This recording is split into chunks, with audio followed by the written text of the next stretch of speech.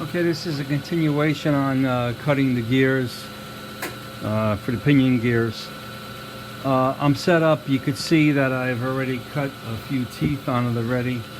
One of the things that I really want to point out is that when you're cutting gears, you really have to stay focused on when you're cutting. The depth is very important, obviously, and you can't do it in one cut or two cuts. I've been making smaller cuts. I'm taking 30 thousandths per pass.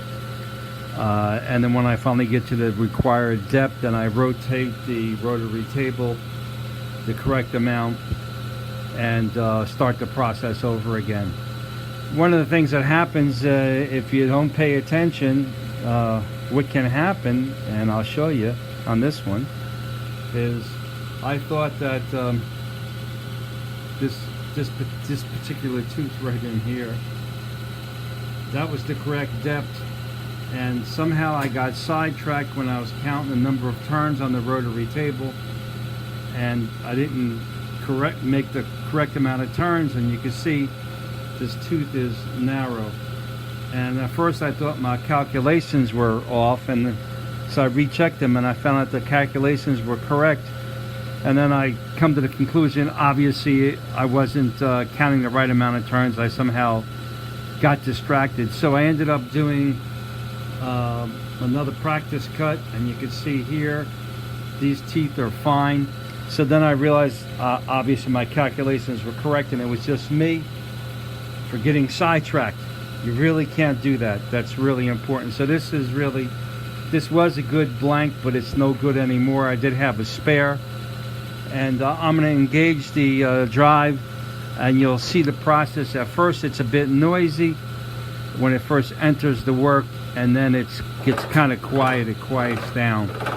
I am using some cutting oil on it, kind of give it a little blast, get the cutter wet, and I proceed to cut. And I also paint some lubricant on the back side. And right now this is my third cut, which is the 90 thousandths cut. I'll go to 90, 150, 180, and then finally around 214 will be the final cut. I realize I'm making a lot of passes, but I don't want to make a mistake. I don't have any more blanks to spare, and the amount of time that it takes to cut a gear is, it's about 20 minutes per tooth. So you can see that's quite a bit of time there. So I'm very cautious at when I'm cutting. I check everything, and then when I'm ready to make the next pass, I rotate the rotary table the number of turns for the 16 tooth gear. That's about it that I wanted to show you. I'll show you at the end on one complete gear when it's done.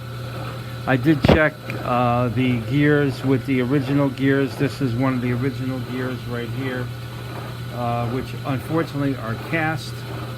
And in this one in particular, I think I pointed out in an earlier video, this one has a crack in it. This is a brand new gear I got from Steam Traction World, and this one has a crack on it.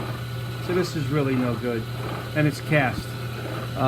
These gears here these blanks are 4140. They'll be case hardened to about, 10, 15 thousandths depth. And that should make the gears harder. The cast iron gears you can harden. They're soft gears, and when they fracture, when they fail, this was a brand new set of gears I had. I put them in the car, and I drove it about 20 feet, and you can see exactly what happened. All four look like this. I'm not sure why it failed. There was nothing jamming. It's possible that it could have been a bad casting, like this one is a bad casting. So if I were to put this one in the car, it certainly would fail, and it would wipe out the rest of the gears again if I use cast iron gears, and I would have this all over again. So that's what inspired me to make steel gears, case harden them. There's nothing that's in the differential. It's clean. When it was put together clean. Okay, we just finished that one pass right now. So what I'm going to do is I make sure it's clear.